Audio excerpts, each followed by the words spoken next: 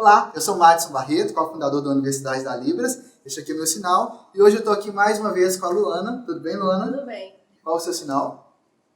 Ótimo. A Luana está participando de nosso desafio Fluente em Libras e hoje ela está completando aí a primeira semana do desafio. E eu chamei ela aqui para a gente poder trocar algumas ideias, compartilhar um pouco mais aí com você, que já vem acompanhando aí toda a trajetória dela, um pouco mais sobre esse desafio, o que ela tem enfrentado, como que ela tem superado os desafios aqui. E bora falar com a Luana. E aí, Luana, como que você se sente agora, depois de uma semana do desafio Fluente em Libras? Eu me sinto assim, que eu estou no caminho, certo? Né? Não estou mais, assim, sem uma direção, sem um rumo. Eu me sinto assim, que eu estou seguindo uma trilha certa, que está me levando para o objetivo que eu quero, né? Que é me tornar fluente em Libras. E que esse desafio, como eu me sinto como se eu tivesse me colocado assim, no trilho, feito um trem, entendeu? Estava muito fora do trilho, muito fora do que realmente são as práticas eficientes para o aprendizado da Libras. Então, eu estou me sentindo assim, nesse trilho. Tá. Para ajudar as pessoas que não tenham visto ainda aqueles vídeos iniciais que a gente conversou, como que você estudava a Libras antes de iniciar o desafio Fluente em Libras? Então, eu assistia vídeos de internet, assim, YouTube, pegava tudo que é vídeo, vídeos de música, porque eu amo música.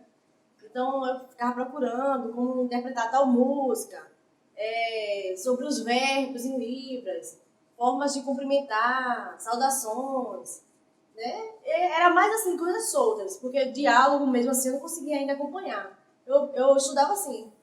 Interessante, interessante. E à medida que você, quando eu propus para você o desafio, né, semana passada, eu vi assim que você ficou quase assim, até sem voz na hora, foi bem engraçado, porque geralmente é meio impensável, né, em 10 semanas, uma pessoa ser fluente em uma língua, ainda mais em uma língua de sinais, uma língua de modalidade diferente, né? E naquele dia eu me lembro que eu falei que é fundamental e que eu ia te ajudar a imergir na Libras. Quando eu falei isso aquele dia, o que veio assim para você, imergir na Libras? Veio assim, aí ele vai me dar orientações, algumas técnicas, que vai me deixar focada no estudo eficiente da Libras.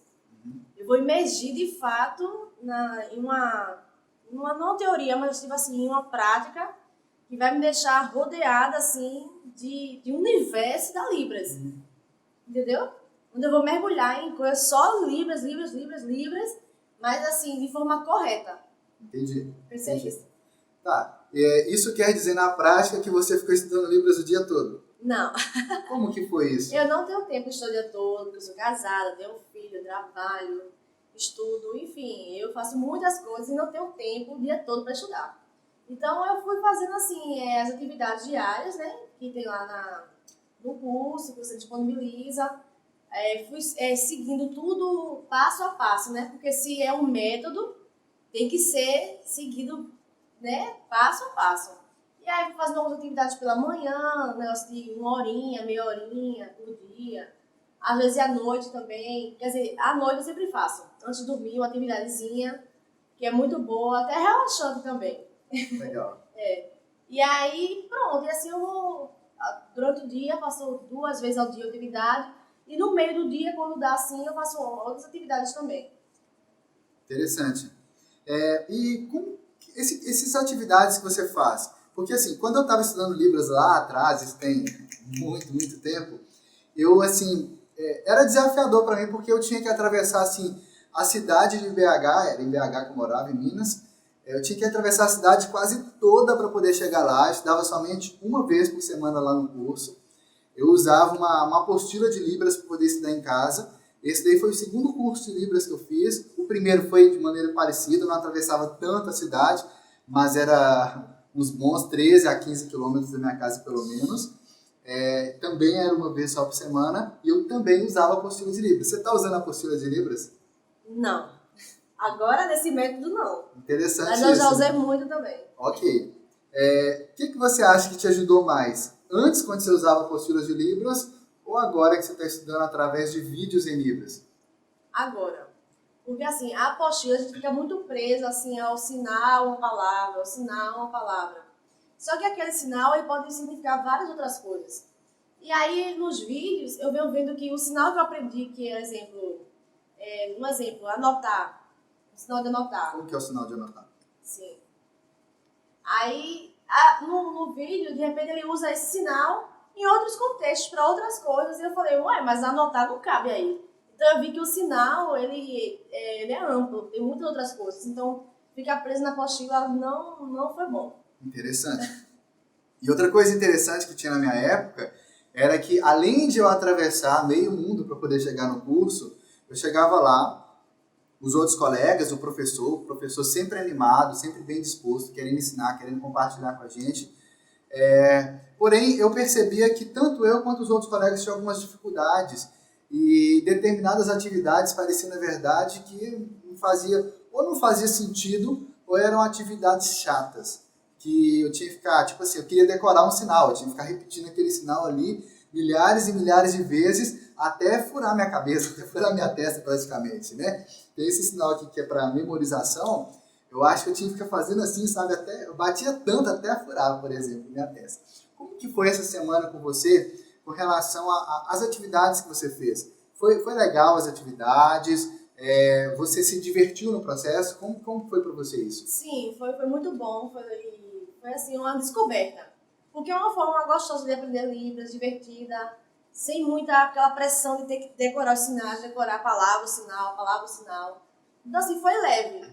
Foi um processo leve, tranquilo, e eu acho que isso que está sendo um diferencial para que eu possa aprender. Né? E como eu comentei nos vídeos anteriores, né? Que está clareando, assim, a questão da minha visão para entender a Libras, está ficando mais nítido, mais claro. Estou começando com uma lente, né? Que eu sempre uso esse exemplo da lente. Quando a gente faz o exame no oftalmo, né? Para ver o grau que você vai usar, se vai ou não. Bota lentes embaçadas, aí a lente vai ficando mais nítido, mais nítido. É assim que eu estou sentindo, como se fosse trocando as lentes e fosse ficando mais nítido. Porque quanto mais eu assisto os vídeos, mais eu observo coisas que eu não tinha observado as primeiras vezes. Entendeu?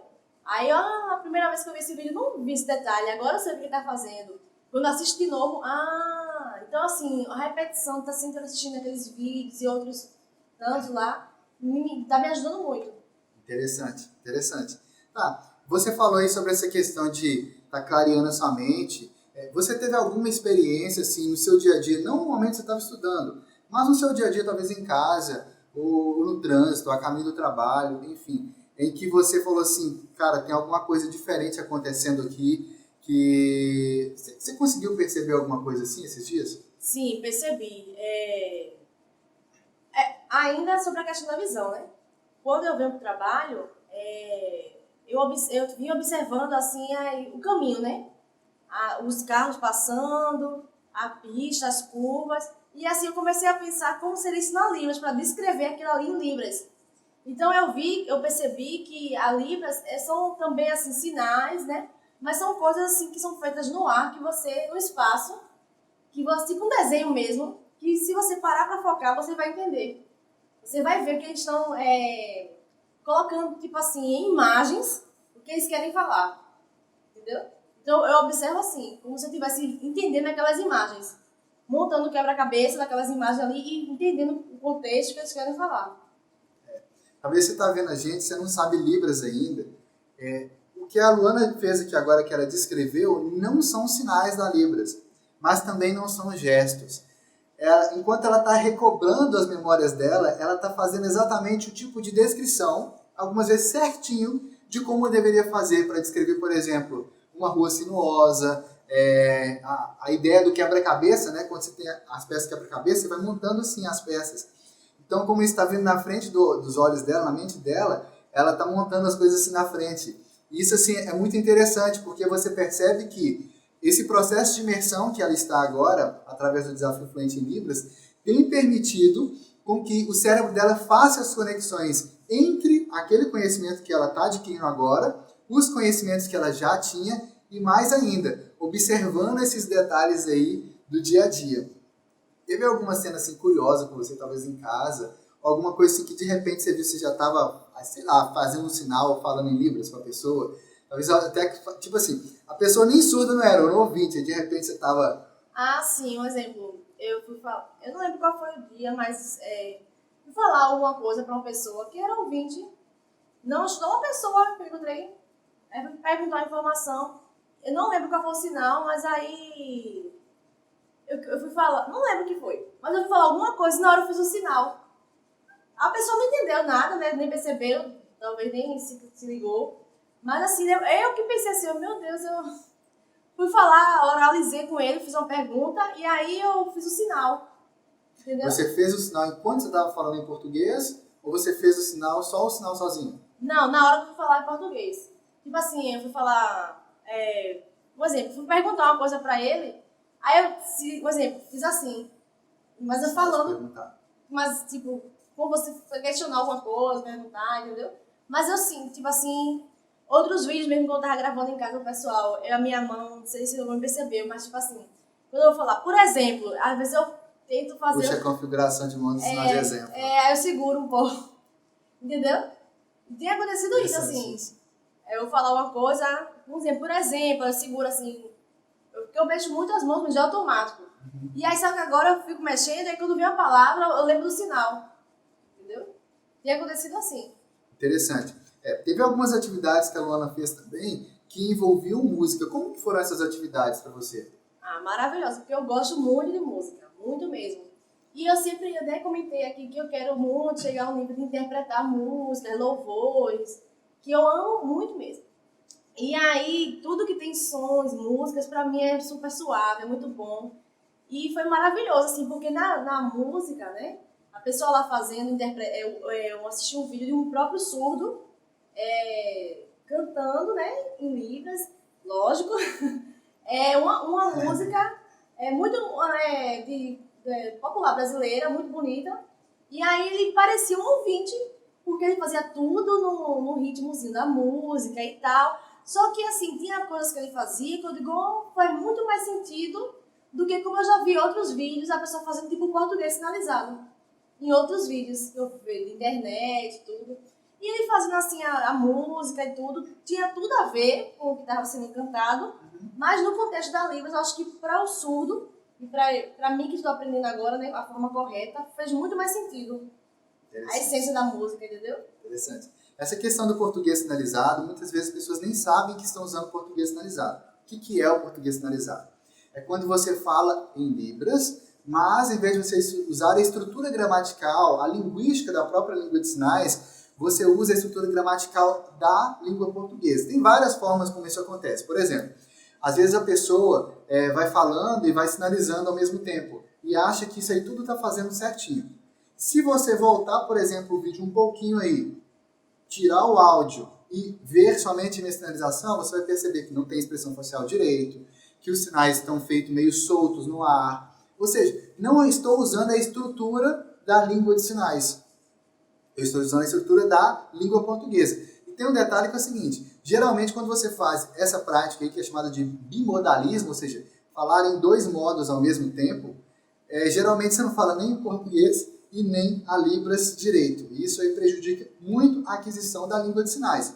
Inclusive, porque quando você vai se comunicar em língua de sinais, para que você consiga entender o surdo com facilidade, se expressar com facilidade e com velocidade, que é algo que todo mundo quer, né? Você precisa de pensar em Libras. Você não pode ficar lá pensando em português e aí você vai ficar traduzindo tudo mentalmente para Libras para depois você fazer os sinais. Ou quando o surdo está falando com você em Libras, você ficar ali tudo traduzindo ali para o português na sua mente para depois você entender. Não pode fazer isso. Só que existe um momento em que é muito comum fazer isso. E o português sinalizado, ficar falando e sinalizando, ou mesmo ficar só fazendo aqueles movimentos assim com a boca, que são movimentos assim, já de indício dos sinais, indício da pista ali do que você está querendo dizer. Isso aí prejudica a sua aprendizagem e leva você cada vez mais para o português sinalizado. E uma outra situação talvez você nem fala enquanto você está sinalizando, porém faz a estrutura da Libras sinal por sinal, igual no português. Por exemplo,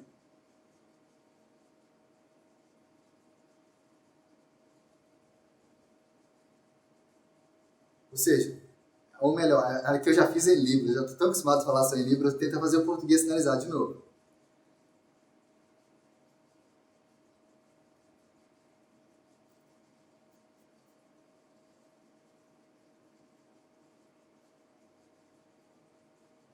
Ou seja, você, já não consigo nem lembrar, é esquisito falar em português sinalizado, depois você se acostuma com a língua de sinais de verdade. Mas a ideia seria mais ou menos, você fala em língua de sinais, só que esse sinal aqui não cabe para se comunicar em língua de sinais. Só isso aqui já seria falar em língua de sinais, ou seja, sinalizar, se comunicar com a língua de sinais, na estrutura da língua portuguesa. Ou seja, percebe, eu estou pegando palavra por palavra do discurso em português e colocando na língua de sinais.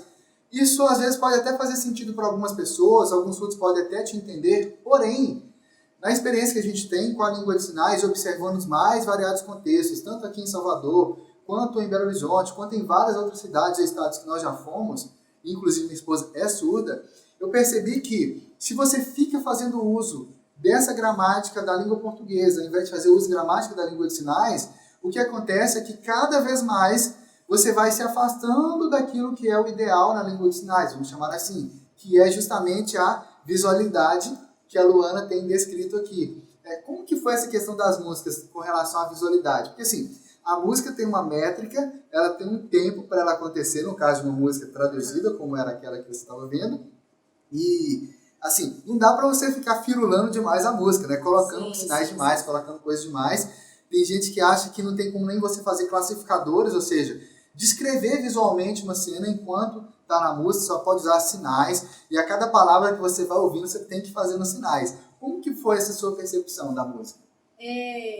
Eu vi que ele fazia muitos classificadores. Usou muitos classificadores e ajudou a compreender melhor, né? A música. E, assim, em alguns momentos, tive que tirar o som, né? Para ver só. Mas só pelo que ele estava fazendo, já saquei qual era a música. Entendeu?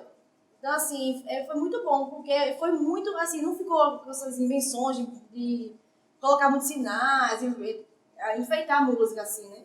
Foi claro, foi sucinto, assim, objetivo que ele queria mostrar na música, né? Que estava sendo cantado.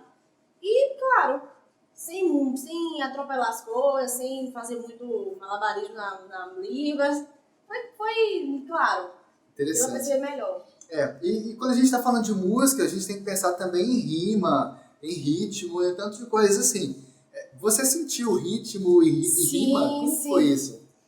É muito louco, porque ele tava fazendo, ele é surdo, como eu falei, e aí ele ficava no ritmo da música, como se ele estivesse ouvindo. Que se eu fosse fazer o ritmo da música, eu ia fazer igual como ele tava fazendo. O gingado que ele tava fazendo da música era mais ou menos esse. E acompanhava certinho o ritmo da música. Legal. Tá. E nessa semana, uma semana, é a primeira semana do Desafio Fluente em Libras, como que foi aí? Você teve contato com surdos ou não? Como que foi isso? Fala mais pra gente. Tive contato com a surda. E assim, foi fantástico, comentei também no vídeo isso, porque assim, eu já tinha contato com ela antes, já tinha conversado com ela antes, mas sempre que ela sinalizava, conversando, eu era meio embaçado, assim, eu entendia algumas coisas assim no contexto. Óbvio. Já fez o sinal de contexto aqui. Aí eu fui colocando no contexto a situação. Mas nem sempre eu captava a essência da mensagem mesmo, entendeu? Mas nesse dia, assim, foi bom, porque eu considero assim, que de 100%, eu acho que eu entendi 70% do que ela falou. E consegui sinalizar 60%, que pra mim já é um avanço. Porque assim, Repete, você entendeu quantos por cento? Eu acho que eu julgo uns 70% da mensagem dela, que ela estava conversando.